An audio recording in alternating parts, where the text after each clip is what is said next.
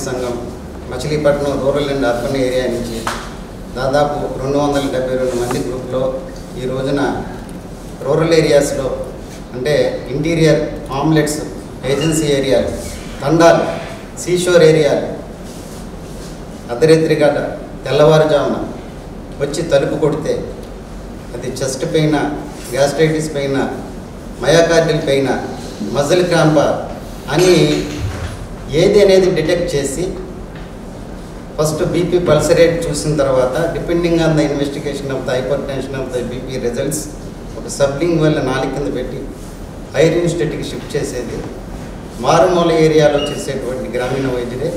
ఇది for suppose to be అది myocardial infection అనుకోండి, అది అక్కడ గోల్డెన్ అవరు, ఆ గోల్డెన్ అవర్ని యూటిలైజ్ చేసేది గ్రామీణ వైద్యుడే. ఎందుకంటే హైర్ యూనివర్సిటీ సెండ్ చేసేటప్పుడు హాఫ్ అన్ అవర్ అవ్వచ్చు, 3/4 hours అవ్వచ్చు from the reason of the agency to town. ఆ టౌన్కి షిఫ్ట్ చేసే టైంలోనే చాలా కేసెస్ కొలాప్స్ అయిన సందర్భాలు చాలా ఉన్నాయి. మరి ఈ రోజున 45 నుంచి 50 సంవత్సరాల నుంచి రూరల్ ఏరియాస్లో ఇచ్చే గ్రామీణ వైద్యుల వైద్యం అనేది ఒక మినిమం ప్రైస్తో గ్రామీణ వైద్యులు చేస్తుంటే దీనిని మరి ఏ ప్రభుత్వానికి సంబంధించిన విషయమైనా సరే రాష్ట్ర నాయకుల నుంచి జిల్లా నాయకులు వెళ్ళి కలవడం జరుగుతుంది.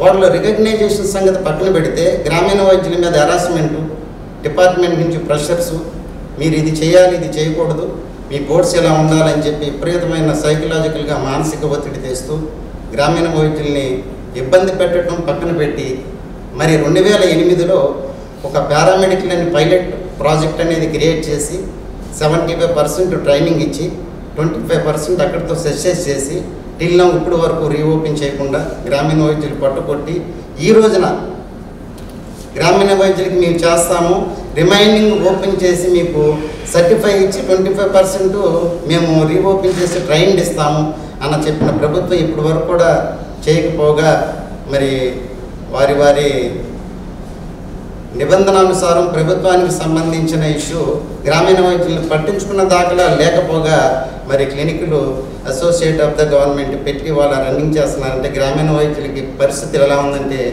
పోస్ట్ కోవిడ్ తర్వాత రోజుకు వచ్చి 200 నుంచి 300 కూడా గెయిన్ లేకుండా ఫ్యామిలీలు సర్వైవ్ అవుతున్నారు ఇవాళ.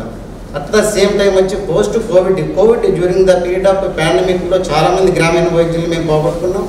అలాగే ప్రాణాలకు తెగించి చాలా కేసెస్ గవర్నమెంట్ హాస్పిటల్ సంగతి పక్కన పెడితే కార్పొరేట్ సెక్టార్లో లక్షలు ఖర్చు పెట్టుకోలేక గ్రామీణ వైద్యులు చేసిన సర్వీసు ప్రభుత్వానికి తెలుసు, ప్రజలకు తెలుసు. ఈ రోజు వరకు నేను చెప్పేది ఏంటంటే 70,000 నుంచి 75,000 మంది 13 జిల్లాల్లో వాళ్ళు సర్వైవ్ అవుతున్నారు ఓన్లీ ఒక by the first aid practice. ఈ ఫస్ట్ ఎయిడ్ ప్రాక్టీస్లోనే కోవిడ్ 2021 పాండమిక్లోనూ ఎంతమందిని సర్వైవ్ చేశారనేది ప్రభుత్వానికి తెలుసు. కానీ ఇప్పటికీ కూడా ప్రజెంట్ ఇప్పుడు సిచ్యువేషన్స్ కూడా ప్రభుత్వం నుంచి మాకు ప్రెషర్స్ ఎక్కువ ఉన్నాయి. అన్ఎంప్లాయ్మెంట్గా 70,000 మందిని కూడా వీళ్ళు ఒక కన్సెంట్ క్వాలిఫైడ్ నర్సింగ్ హోమ్లో 5 to 6 years చేసిన ఎక్స్పీరియన్స్ మీద ఆ experience depending on the experience membership తీసుకుని పల్లెటూరులో ఒక సైకిల్ బ్యాగ్ తగిలించుకుని మొబైల్ సిస్టంలో మారుమూల ఒక పాడేరు, లంబసింగి, శ్రీకాకుళం ఏరియా లాంటి ఏజెన్సీ ఏరియాలో 9th monthలో లేబర్ పెయిన్స్ వచ్చినప్పుడు మంచం వెళ్ళకలా పెట్టి ఒక డోలీలాగా కట్టి తీసుకొచ్చి 108లో మెయిన్ రోడ్ తీసుకొచ్చి 108లో షిఫ్ట్ చేసే ఈ కైండ్ ఆఫ్ ఈ డ్యూరింగ్ పీరియడ్లో 1.5 hour పీరియడ్లో చేసిన వాళ్ళు చెప్పిన ఫస్ట్ ఎయిడ్ వీళ్ళ సర్వేలోనే వాళ్ళే చెప్పారు. ఈ గ్రామీణ వైద్యుడు చేసిన దానికి షిఫ్ట్ చేసి దానికి labour and caesar normal delivery అలా నంబర్ ఆఫ్ కేసెస్ ఉన్నాయి. అట్ ద సేమ్ టైం వచ్చి HIV అవేర్నెస్ ప్రోగ్రామ్స్ కానీ, నేషనల్ డైజెస్టర్లో సర్వీసెస్ కానీ, ఫ్రీ మెడికల్ క్యాంప్స్ కానీ, ఫ్యామిలీ ప్లానింగ్ సర్వీసెస్ కానీ అంతా గ్రామీణ వైద్యులే చేశారు. కాబట్టి మేము ఒకటే చెప్తున్నాము, మాకు రీసెంట్గా కళ్యాణ్ గారిని నేను మచిలీపట్నంలో కలవడం జరిగింది. ఆయన 5 నిమిషాలు మాట్లాడాలి అనుకున్న వాళ్ళు 20 minutes మాట్లాడారు. అట్ ద సేమ్ టైం వచ్చి సబ్జెక్టివ్ వైడ్గా గ్రామీణ వైద్యులు ఏం చేస్తున్నారు అనే విషయం ఆయన మాట్లాడారు. అందువల్ల మేము గ్రామీణ వైద్యులు పవన్ కళ్యాణ్ గారికి సపోర్ట్ చేయటం నిమిత్తం మేము ఈరోజు అక్కడి నుంచి ఎంతమంది యాక్చువల్గా రావడం జరిగింది. దీనికి కూడా చాలా నాకు ఒత్తిడి వచ్చింది. అయినా సరే దేనికి లెక్క చేయకుండా మేము జనరల్గా అయితే 100 మెంబర్స్ టార్గెట్ పెట్టుకుని వద్దాం అనుకున్నాము. మరి శివశంకర్ గారికి మాకు eventually would like to thank you very much once again Shivashankar sir. Thank you once again. As well as మా ప్రెసిడెంట్ మా సురేష్ గారు మా కొలీగ్, ఆయన చేసిన సర్వీస్ అయితే ఈ పూట చాలు చెప్పాలంటే. Okay sir, thank you sir. మీ అందరికీ జనసేన పార్టీలోకి ఈరోజు రావడం చాలా సంతోషదాయకం. మనస్ఫూర్తిగా ఆహ్వానం పలుకుతాం. సురేష్ గారి ఆధ్వర్యంలో ఆర్ఎంపీ డాక్టర్స్ ప్రభావం ఎలా ఉంటుందో నాకు బాగా తెలిసిన వాడిని. ఎందుకంటే నేను ఒక కుగ్రామం నుంచి వచ్చిన వాడిని కాబట్టి గ్రామాల్లో ప్రజలను ఏ రకంగా మీరు ప్రభావితం చేయగలరు అది బాగా తెలిసిన వ్యక్తి. మీరందరూ ఒకటి గుర్తుపెట్టుకోవాలి, పవన్ కళ్యాణ్ గారు రాజకీయాల్లోకి రావడం చాలా సుదీర్ఘమైన లక్ష్యంతో వచ్చారు. ఈ వ్యవస్థను ప్రక్షాళన చేయాలని, సామాన్యుడికి అందుబాటులో అధికారం ఉండాలని,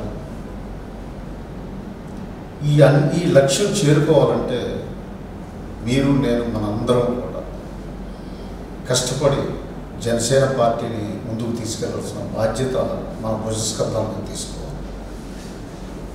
ఇందాక ఒక సోదరుడు చెప్తా ఉన్నాడు, నేను 2 ఓట్లు మనిషి కోటేస్తానంటే అలా అబ్బాయి అలా వేయడానికి కుదరదు, 2 జనసేనకే వేయాలి అని. అంటే యువత ఎందుకు అంతలా ప్రభావితం అయింది అంటే పవన్ కళ్యాణ్ గారు యువత 25 సంవత్సరాల భవిష్యత్తు కోసం ఆలోచిస్తున్నారు. అది వాళ్ళకి అర్థమైంది. అర్థమవని మన పల్లెటూరులో ఉన్నటువంటి ప్రజలను మీరు ఎడ్యుకేట్ చేయాలి. మీరు చేసి ఈ జనసేన పార్టీ ఎందుకు స్థాపించారు పవన్ కళ్యాణ్ గారు, ఆయన రాజకీయాల్లోకి ఎందుకు వచ్చారు, వారి లక్ష్యాలు ఇవన్నీ కూడా మీరు తెలియజేసి జనసేనను బలోపేతం చేయండి.